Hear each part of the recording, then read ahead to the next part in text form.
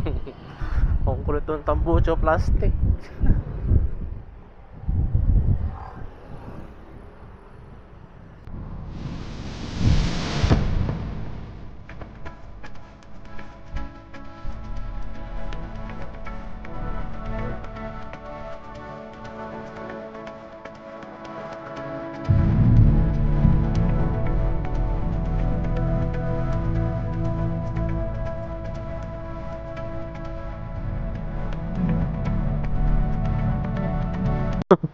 Welcome back to my channel.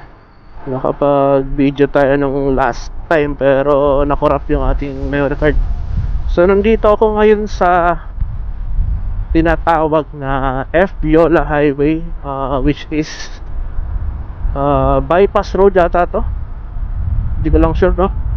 Pero parang diversion road papunta ng bypass, ng Plaridel bypass.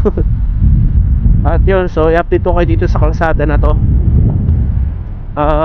Simula doon sa bungad. Nagawa ni tatay. May naririnig siya dun sa motor niya. So guys, simula doon sa bungad na dito, medyo lubak-lubak pa, no? Sa mga nakakadaan dito mga 2 years ago, so masasabi niya talagang ikasisira ng motor nyo. Nagkaganya guys, so, lubak-lubak na yan. Kapag gabi, magugulat na dyan kung mahina-hina yung ilaw mo. Napakalalim ng mga lubak dito eh. So i-update ko kayo dito guys, no? Dahil sa kalsada na to ay may mga portion na under renovation, Reblaki. Hindi ko lang sure kung yung iba tutuloy nila ng parang bubuin talaga nila ng gawa. May mga patching part na ginagawa.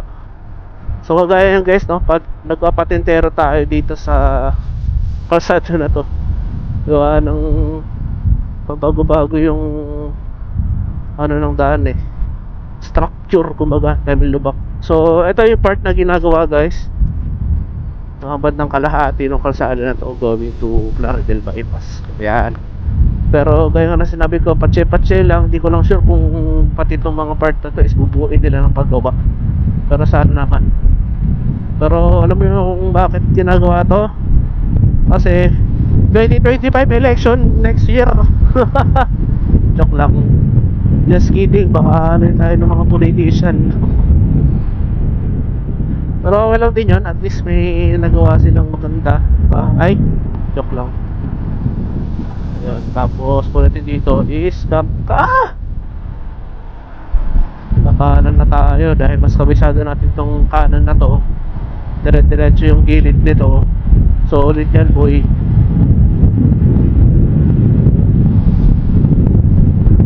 So yan guys. So mula doon sa part na yon, wala na tayong nakikitang ginagawa hanggang sa pagpasok natin dyan sa may mga factory.